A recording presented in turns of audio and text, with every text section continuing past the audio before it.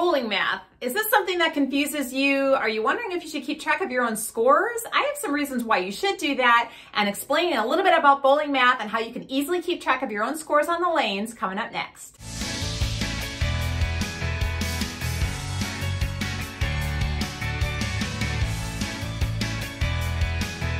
If you are looking for bowling tips and tricks and coaching, things like that with bowling, stay tuned on my channel for more videos. Hit that bell icon so you don't miss a notification when I drop a new video, and feel free to subscribe and like the video as well if you got some tips here today. Okay, bowling math, right? There's 10 frames, so if you get 10 plus 10 plus 10, 10 times, that should be 100, right? No, bowling math is weird. You would get a 300. And why is that? I'm going to explain that coming up and why you might want to keep track of your own scores. So I love to keep track of my own scores, and I am wondering how many of you ever have kept track of your own scores? How many of you grew up in the era where we actually had to do pencil to paper, maybe with the overhead projector? Who remembers these days? So when I'm in leagues, I love to keep busy and keeping track and staying focused on what I'm doing on the lanes. So I use this little booklet that my friend brought to me from the Jonesboro PBA tournament not too long ago, and I keep track. It has all of the different ways that you can score the pins. You can keep track of what you left, what your score is. You can do the math, and I like to look at it so I can kind of analyze. How many 10 pins did I leave? How many did I make? What percentage did I miss? And I like to keep track of it that way. You can also purchase booklets online for these. I'll put a link below to some that some of my friends use, or you can get a free printable. I will share this with you guys on a link in the description, and you can just print these out. I use these a lot too.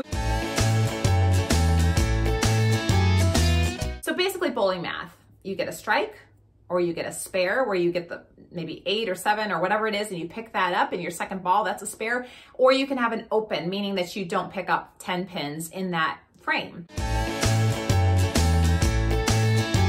Here we have bowler Sue, and in Sue's first frame, she bowls a 9 count, and then she picks it up. She gets her 10 pins down with that spare in 2 balls. That's considered a spare. And when you score a spare, it's 10 plus the next 1 ball. So we don't know what Sue's score is until she throws the first ball in the next frame. Okay, so frame number 2, Sue gets a strike. Good job, Sue. So she takes her 10 in that first frame plus the next ball, which is a strike, equal to 10. So in her first frame, she has a count of 20.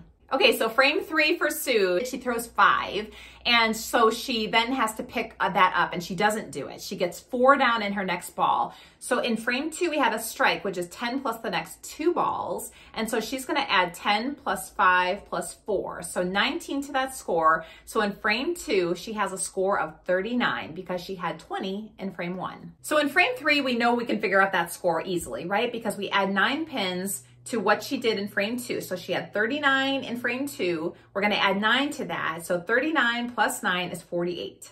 Okay, frame 4, Sue gets 7 down in her first count, and then she picks up the spare. Good job, Sue. So we don't know what her next score is gonna be, right? Because we have to wait for the next ball. Okay, so frame 5, Sue scores a strike. So we are adding 10 to that spare that we shot in frame 4, and that makes that 68 in frame 4. Now for frame 5, we have to wait for the next 2 balls to see what Sue's score is gonna be. Okay, so frame 6, she throws another strike. We're still waiting to score this because a strike is 10 plus the next 2 balls. Okay, so frame 7, Sue gets a 9 count in her first ball. So we can go backwards and we can start scoring some of this. So we can go back to frame 5. She had a strike plus the strike in frame 6 plus the 9, and that gives her a 97 count in frame 5.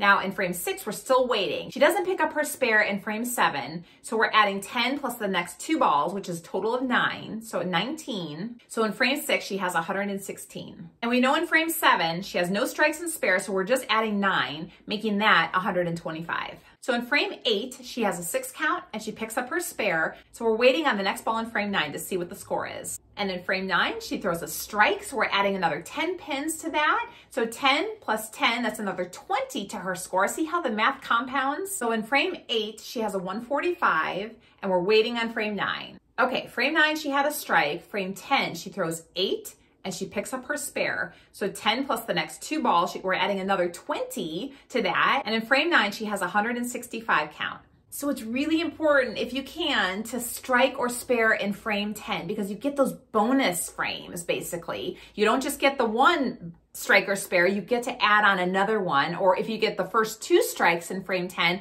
you get a 3rd strike to try to throw or a 3rd ball to try to throw and increase your score even more. Okay, so she throws a strike in what we call the fill ball. She had the 8 spare and she gets that bonus, the fill ball. She throws a strike. We're gonna add another 20 points to her score, which is a total of 185. A very, very respectable score, Sue. Good job. So there you have it, guys. That's a little bit on bowling math and how it's a little different from regular math. I hope it helped you out. I would love to hear below if you guys score your own games, how you keep track, if you use a free app or if you use a printable or something else. I'd love to hear from you. Thanks for watching. If you got something out of this video, please feel free to like it, subscribe to my channel for more bowling tips and tricks, and we'll see you next time. Thanks.